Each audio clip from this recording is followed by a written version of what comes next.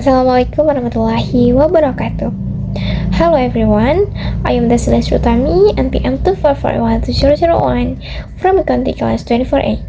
On this occasion, I would like to present to you about consolidated ownership issues. Without further ado, let's dive straight into the material. Okay, the first definition of consolidated ownership issues. Consolidated ownership issues refer to various challenges that arise in the preparation of consolidated financial statement related to the ownership structure between a parent and its subsidiaries. These issues emerge due to difference in ownership percentage, control right, and economic interest between the present entity and other shareholders. As a result, specific accounting treatment are required to ensure that consolidated financial statements present a fair and accurate view of the group's financial condition. Next, concept of control. Control is the fundamental basis for determining whether an entity should be consolidated. An entity is considered to have control when it has the power to govern the financial and operating policies of another entity, is exposed or has right to variable returns, and has the ability to use its power to influence those returns. This concept emphasizes that control is not solely determined by the percentage of owner but also by the substance of the relationship between entities. Next, non-controlling interest.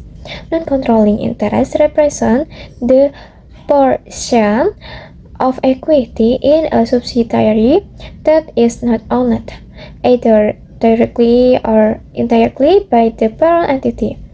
In consolidated financial statements, these interests must be presented separately within equity, and the share of profit or loss attributable to it must also be disclosed separately in the income statement.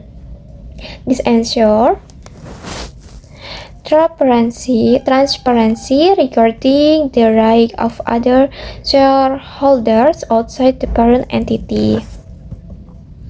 Next, direct and indirect ownership structure.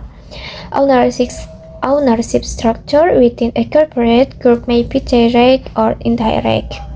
Direct ownership occurs when the parent holds share in a subsidiary directly, while indirect ownership occurs through one or more intermediary entities.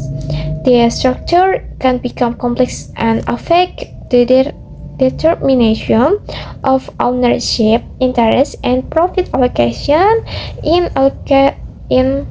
consolidated financial statements, requiring careful analysis in the consolidation process. And next, indirect ownership or direct ownership.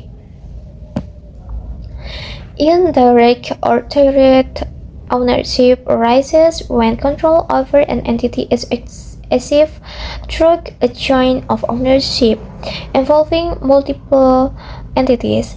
In such case, the parents might exert significant influence or control even without a large direct ownership percentage.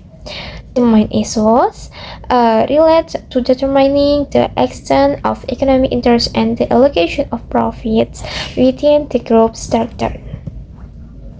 Next, change in ownership percentage. Change in ownership percentage may occur due to additional share acquisition, partial disposal, or new share issuances by a subsidiary. This change can affect the level of control and the accounting treatment in consolidated financial statements.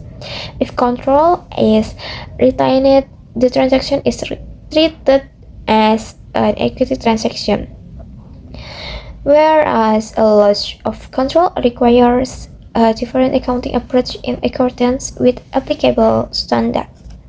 And last, loss of control. When the parent entity no longer has the ability to govern the financial and operating policies of a subsidiary.